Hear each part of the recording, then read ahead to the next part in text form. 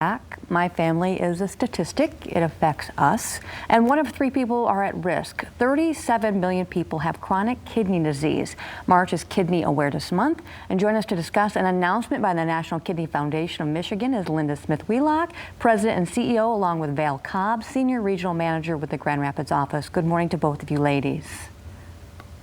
Good morning. Good morning. Good morning. And of course, up on the screen right now, we do have Linda. So, Linda, what causes chronic kidney disease and how do we prevent it? 64% of chronic kidney disease is caused by diabetes and hypertension. And also the chronic conditions leading up to diabetes and hypertension are of great concern as well. So obesity, pre-diabetes, and pre-hypertension kinds of chronic conditions are important for us to address. So there's a chronic kidney disease plan, and of course, why is this so important for Michigan?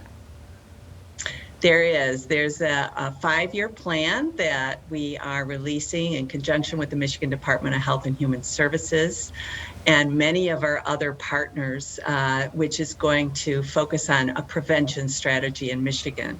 And we're excited because you can't do something this great alone. To transform kidney care in the state of Michigan, it takes so many partners to come together: hospitals, healthcare systems, insurers, communities, especially communities at high risk. They all came together to develop this plan. So we're excited about it. And thank you so much for having us on today. Absolutely. Like I said, this is something that affects my family. And of course, we lost my grandfather to kidney failure. And I know my dad goes for regular checks and stuff. So something that has brought major awareness into our family and into our lives. So as far as Val, let's talk about the diabetes prevention program and the diabetes improvement program as well. I would love to. Those are my 2 babies. The Diabetes Prevention Program works with persons who are at risk of developing diabetes. So these are persons, as Linda said, persons who are hypertensive, persons who have a diagnosis of prediabetes, those who might have high cholesterol, high triglycerides, a family history of diabetes.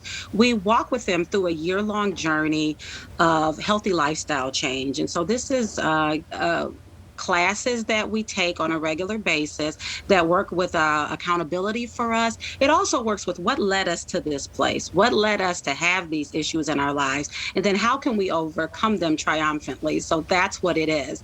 Then we realize this program works amazingly with persons who are already diagnosed with diabetes.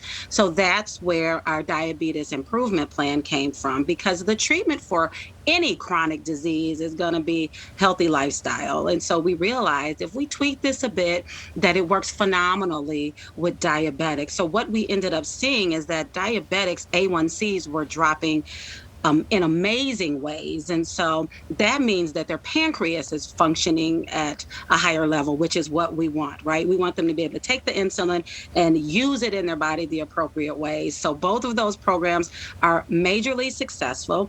The Diabetes Prevention Program is the only program that is covered through Medicare as a prevention program. So it speaks to the power of this program. So we're excited to be offering it in major ways here in West Michigan.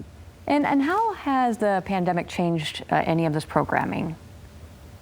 Well, the Diabetes Prevention Program is a Center for Disease Control program, so it is meant and designed to be administered face-to-face. So it's naturally designed to become a support group. And so what we thought is, hey, you need to be loving on people, hands-on, to make that work. But what we learned is when the pandemic hit, all right, we have to figure out another way, right? We can't just stop enhancing lives. We can't stop impacting lives in positive ways. So we learned how to do this virtually in a major way and realized that it still works, because DPP works, period.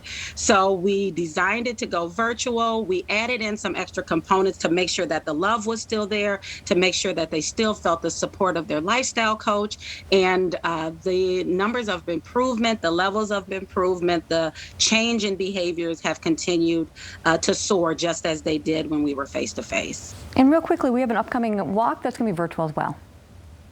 We do. So this will be the second year that we've had to go virtual, and we were afraid of that as well.